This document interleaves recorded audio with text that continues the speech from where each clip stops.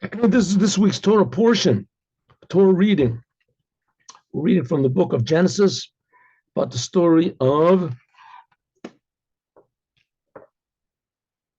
the forefathers, Abraham, Isaac, and Jacob. And we learned about the adventures of Abraham just recently.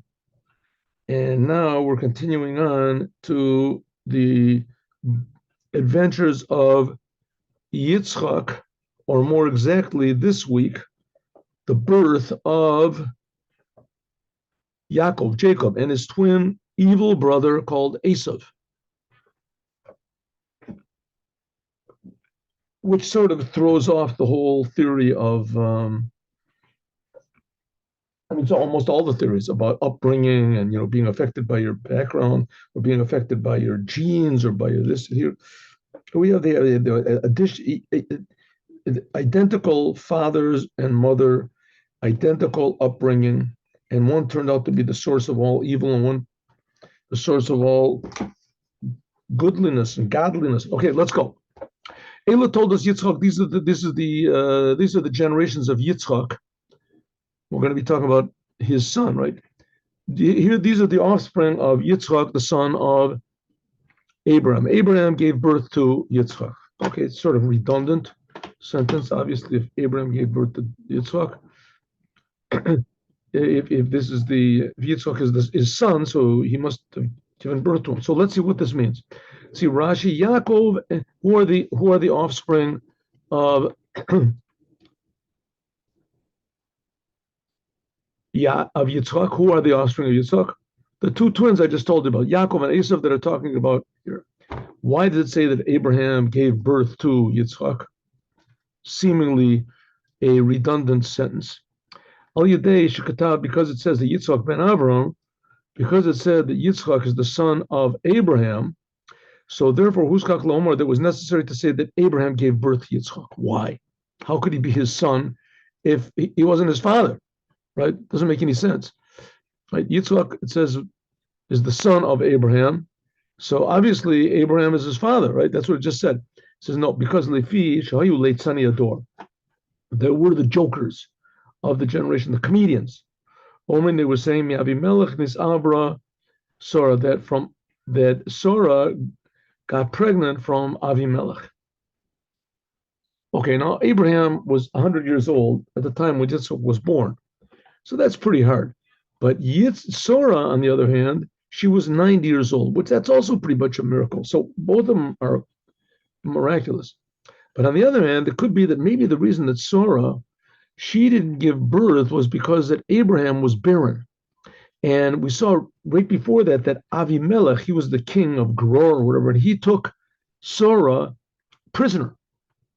And after he released her, then she did get pregnant. So first of all, we see for sure the problem wasn't with her because she got pregnant from somebody. She got pregnant for somebody. So obviously she's not the problem. So who must have been the problem all of these years, so that they were married and she didn't have any children?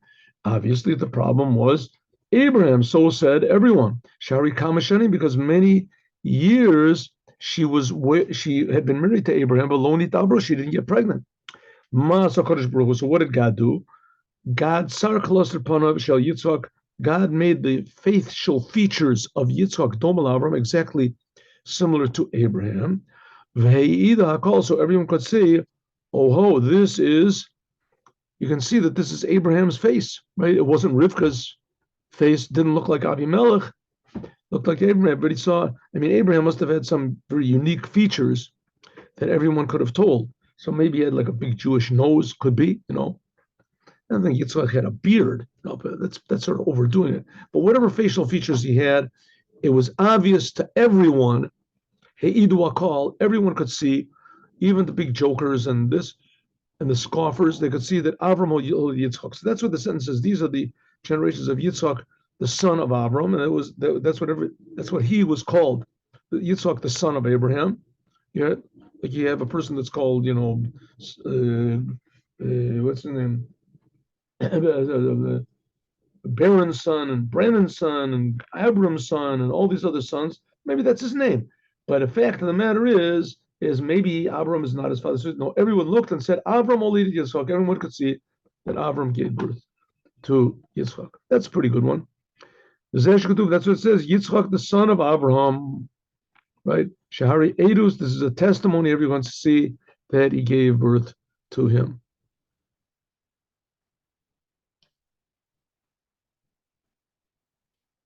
Okay, so everyone was saying Yitzchak, he is the son of Abraham.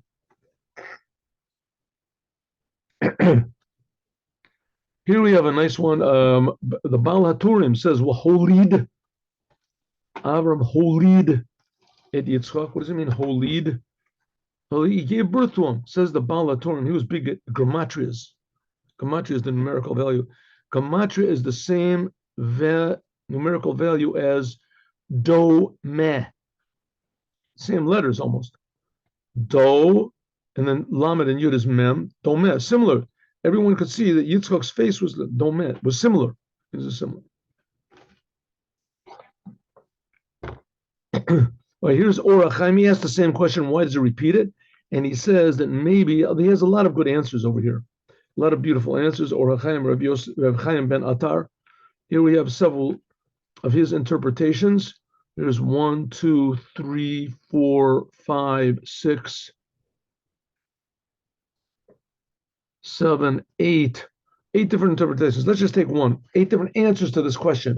Why repeat it? Why repeat that Abraham is the son of Isaac? If it already, right? It already says that that Isaac is the son of Abraham. It already says that that Abraham gave birth to him. So why repeat it twice?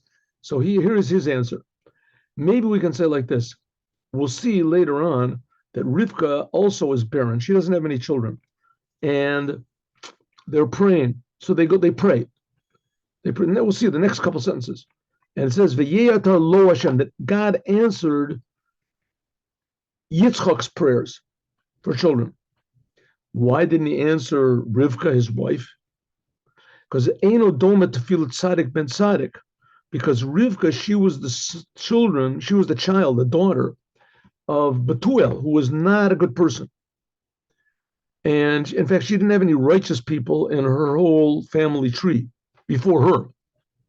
So it says that God answers the prayers of righteous people that are the children of righteous people before he answers the prayer of, God answers everybody's prayers, but he answers the prayers of righteous beforehand. So here, that's what it says. Well, Lamarta, that's what it says, because that his father was righteous, his father was a tzaddik. That's why God listened to him. That's what it says, Avram Holid. That's what it says, Abraham Holid. Abraham, don't say that he gave birth to, but he gave power of birth to Yitzchak. He gave the power of birth, and there's the power that they would have children. He gave it to Yitzchak. That's pretty nice.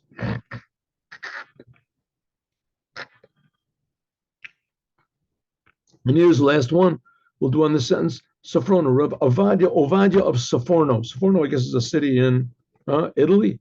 I have to look it up. Italy, I think. Ela told us Yitzchak, Yelde Yamav. No, here. Avram Olidid Yitzchak. This comes to tell you that Bo Levado Nikra Avram Zera. What's going on over here? God made a covenant with Abraham, and he said, your offspring are going to inherit this land. Well, Abraham had a lot of, not exactly positive offspring. First of all, he gave birth to Yishmael. Not only that, Abraham, he had a lot of, says, Pilagshim, and he sent them to the east, it says. Sent them to the east, and he gave them these names, magic names, whatever. That's where they say where Hinduism came from. So, but they were the offspring of Abraham, huh? And then, so you say, well, Yitzchak, he's the one. So it says, well, Yitzchak also had 2 children. He had, we're going to see right in a few minutes. So it says, Abram Alid, who did he give birth to? Only Yitzchak. In Yitzchak alone will be called the offspring of Abraham. Abraham's real children were not all the children that he sent to the east, and not Ishmael, and etc. or the offspring of Yishmael. It says there's a lot of offspring. We learn not any of them, only Yitzchak, and not all of Yitzchak. It says Bo, only in Yitzchak alone will be called. Okay, we'll have to skip a little. We can't do all the explanations, even though they're all very beautiful and deep. But we can't. Let's go. By Yitzchak was 40 years old when he took it Rivka, Bat Betuel Arami, Miparan Aram. He took now when Yitzchak was taken to be sacrificed, Abraham took him to sacrifice him, right? We learned that last week. So he was 37 years old. So he waited 3 years until he got married to Rivka. And we'll see why in a moment. Rivka Bat Betuel Arami, Miparan Aram. Who is this Betuel? Betuel is Betuel, he is, I'm sorry, one second. Yeah, Betuel, and Betuel also had another son, another child called Lavan. And Lavan and Rivka, they were brother and sister. So he was the son of Betuel. Betuel was the son of Abraham's brother, Nahor. So this is a family thing. All these people that got married, Rivka, so it comes out she was the granddaughter of Abraham's brother. So he was 40 years old, and it says what happens? Abraham came back, and when Abraham came back from Har Moriah, from sacrificing Yitzchak, and of course he didn't sacrifice him, so that's when Sarah died, and that's when he was told that Rivka was born. And Yitzchak then was 33 years old. So that's when Sarah died. And he explains why, that when Yitzchak was born, Kishenolad Yitzchak, from when Yitzchak was born until the Akedah, so it was 37 years, right? So it says, and Yitzchak was, how old was Sarah when Yitzchak was born? She was 90 years old. That's what it says, right? Abraham was 100. She was 90. So we waited 37 years. It says, how old was Sarah when she died? We just learned last week, Chaya Sarah. What do we learn? 127 years old. I'm sorry, what I said before, it was last week we learned about the Akedah. That was 2 weeks ago. I'm sorry. Okay, so she was 127 years old. That was the life of Sarah. So Yitzchak must have been 37 years old. That's when Rivka was born. And he waited for 3 years until it was possible to have intercourse with her. She was only 3 years old, but he didn't have intercourse with her. In fact, he waited until she was 13, it says. We'll see. She's Bat Betuel. She was the daughter of Bat Betuel. Well, we didn't know she was Bat Betuel. We already knew that before. But this comes to tell you that she was the daughter of an evil person. And she was the sister of an evil person, Lavan. And her place where she lived was in Padan Aram, evil people. And then, as we said, remember we learned that she was like a rose among the thorns, and she didn't learn from what they did. Okay. Here we have the Sforno. Let's see if we have it here. She was the sister of Lavan Arami. Why does the Torah tell us this? Says the Sforno something interesting, that they're going to have 2 children, twins. That's what we're going to learn in a moment. Rivka's going to have twins. One of them is the ultimate righteous person, Yakov, and the other one's the ultimate evil person, Esov. So it says, where did they come from, such righteous people? So the Torah is telling us that they were the result, Yakov and Esov, that Esov was the result of Rivka's DNA. She came from Lavan, Arami. That was her sister. That was her brother. So, because the brother, it says that the children are always similar to the brother of the mother. Oh, you ever heard that before? It says it elsewhere, but nevertheless, it says that before you marry a woman, you should look at her brothers, because the brothers is an indication of what her children are going to be like. So before you marry, okay. Hashem, Yitzchak, it says that Yitzchak prayed to God opposite his wife because she was barren, and God listened to him, and she got married, and she got pregnant. It says what happened? Says that they begged God for children. They begged God. Excuse me, one moment. They begged God that they should have children. It says, what does it mean? Lenochach. She stood in one corner of the house. He stood in another corner, and they prayed, and he listened, and God listened to the prayers of Yitzchak. Why not the prayers of Rivka? Because it says that he was a tzaddik.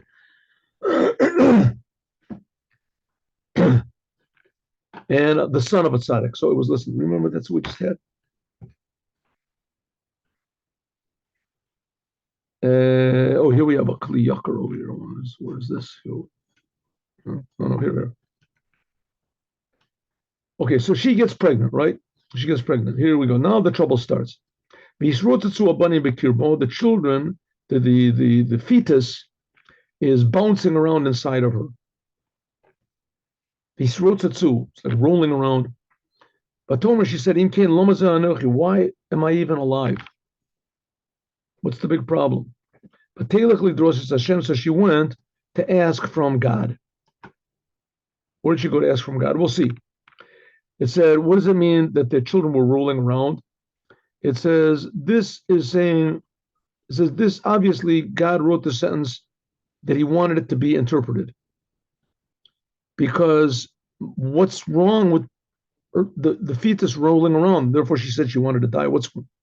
So it says, the rabbis say like this, Ritza. Rotzatsu means that they were running. Kishayata, whenever she would go by a place of Torah, there was shame and aver. Says they were learning Torah, they were learning 7 Noahide commandments. As Yaakov wanted to go out, he was drawn to the place. She was just a fetus, right? As soon when they went by a place of idolatry, so Esov, he wanted to go out. And she thought it was only one child. That's the whole point. That they were arguing one the other. Each one was arguing who was going to be the boss over the world. But this world was going to be dominant, or the upper world was going to be dominant. In this world, what would be dominant? She said, if so, if I have so much pain and trouble, why should I be alive? Here he said, Lama Anochi. Rashi doesn't say, why am I alive? He said, why did I pray so much that I should get pregnant if this is what's going to be? So explains, we'll see, that she thought she only had one child and that the child was confused and that he had also tendencies to worship idols. Anyway, so she went to this place where shame was to look for God. What does it mean to look for God? That he would get a prophecy. She wanted a prophecy from shame, that he would tell her what to do. Here he says the Bal Haturim said that one went to worship God, and the other one was trying to worship idols. And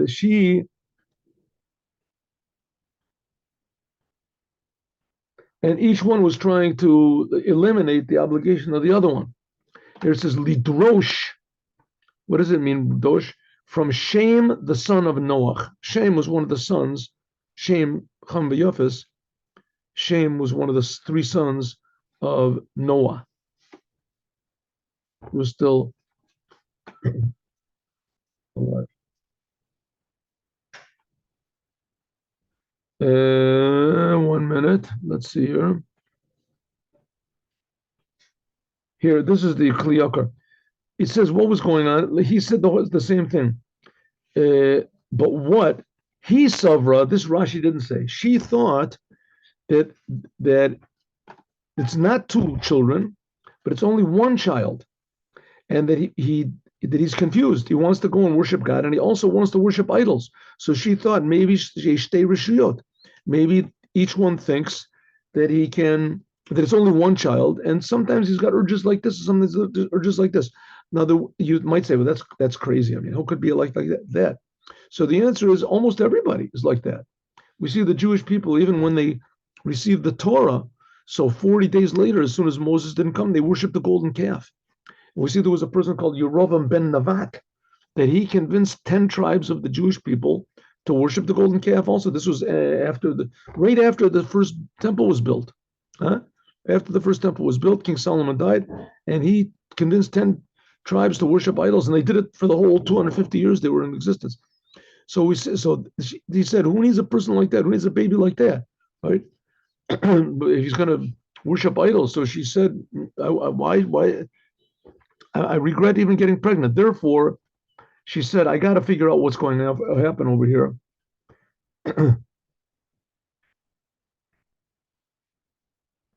If so, my child is just like everybody else. What's the big deal? So therefore, she went and she tried to find out what exactly is happening. And they said to her, Shtei goyim bebidnech, you have 2 children in your womb. 2 nations are coming from you. And they're going to war one against the other, like a scale. For Rav Yabot Seir, and the victor will imprison the younger one. What's this mean? Rashi. Vayomer lo, it was said to her by means of a messenger. He said that you have 2 nations. It says 2 nations, goyim. It says the word goyim. It's written in the Torah, not with a vav. It's written good yud yud. Goyim means like high people, very, very high. Kamo Geim. Who are these 2 high people? Antoninus and Rebbe. Antoninus and Rebbe. This is after the second temple, I guess, in the second temple. Shalo pasku me'al shulchanam lo tsunun v'lo chazoros.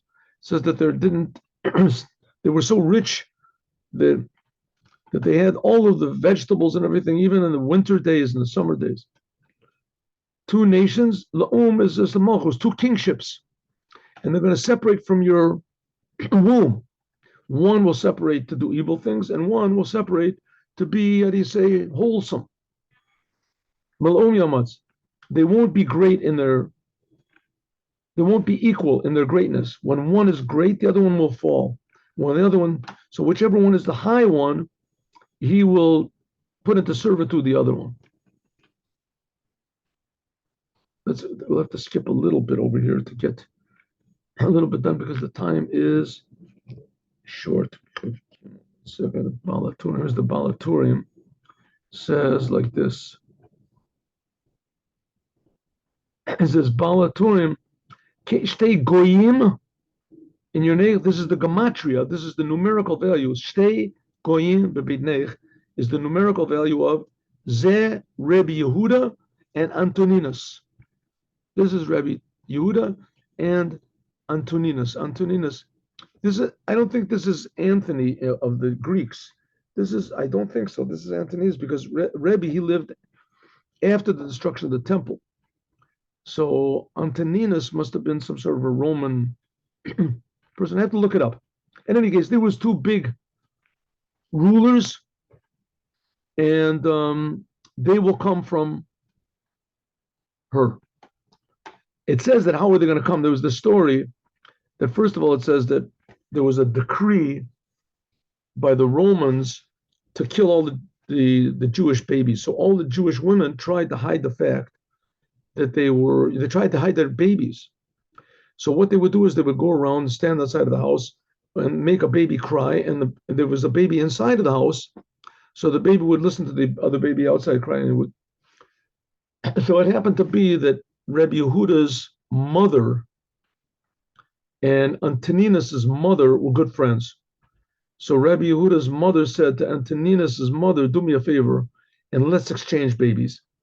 They're not going to check out to see your baby. They're going to think your baby for sure is Jewish. And my baby, they'll suspect. So when they stand outside of my house with a crying baby, and my baby cries, they come in, they'll see that my baby is not circumcised. And all the Jewish babies were women circumcised their children, which was, tremendous self-sacrifice to do. But nevertheless, they did. So she said, okay, so it ended up that there was some amount of time that Antoninus nursed from Rabbi Yehuda's mother, and Rabbi Yehuda nursed from Antoninus's mother. And as a result of that, they became friends when they grew up, after they were exchanged back. Okay.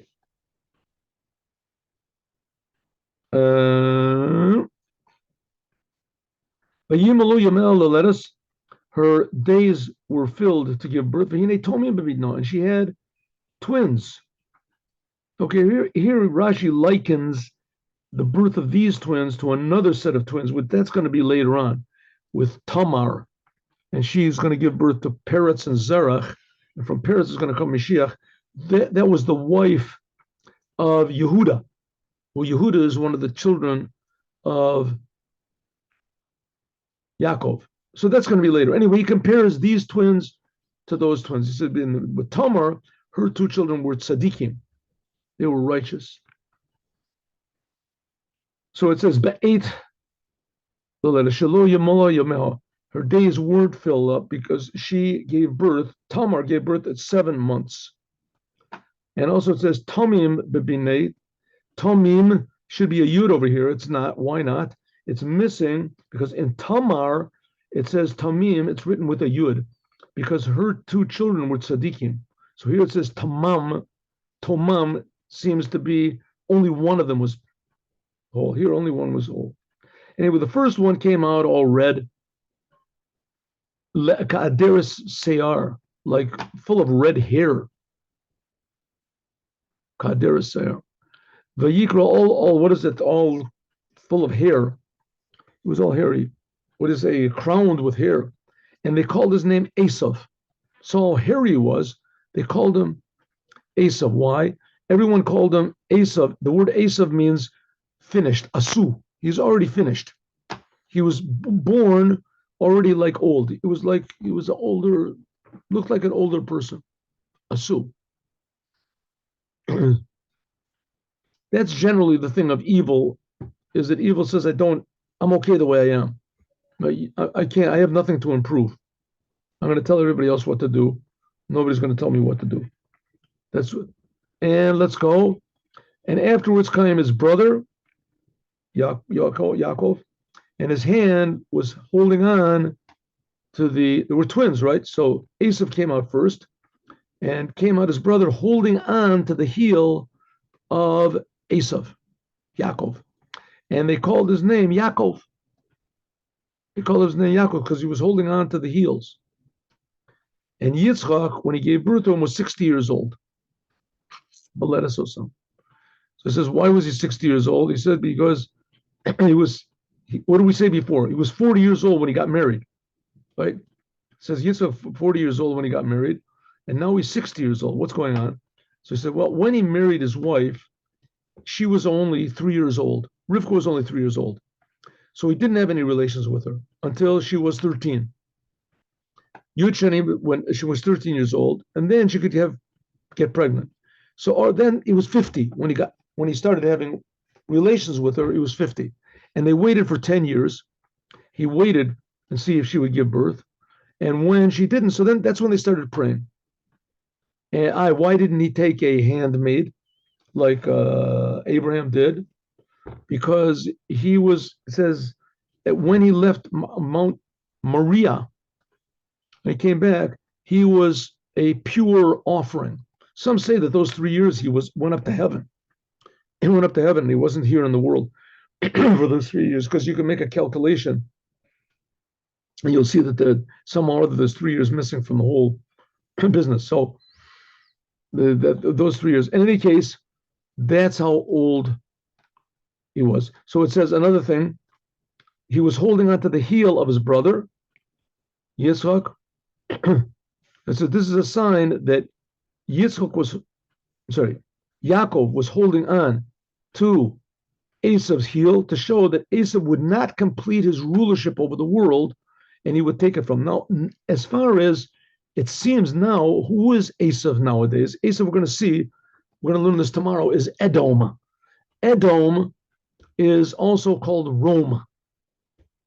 So basically, that's the church today. So the church is now pretty much, ruling over the world. They got like 2.5 billion people that believe in this stuff. And, they're really sure of themselves. But their rulership will come to an abrupt end. And they will be replaced by the offspring of Yakov. The Jews.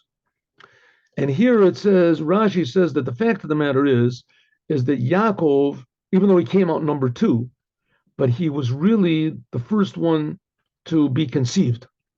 And he says, what is it like? The womb of a woman is like a pipe that's closed up on one side, right? There's one side is the aperture where the seed comes in, and there's nowhere, where does it come out? The same aperture that the seed goes in, that's where the child comes out. So it says that Yaakov was really conceived of first. It's like putting 2 marbles, let's say a black marble and a blue marble, into a pipe that's closed up on one end. So the black marble goes in first, and the blue marble goes in second, last, afterwards. When you tilt that tube, and because the tube is like the womb, right? You tilt the tube, so what comes out first? The marble, the blue marble that came in last. So it's the same thing over here. Esau came out first, but really he was the last to be conceived. That's what Rashi explains over here. So he really had a good claim to the birthright.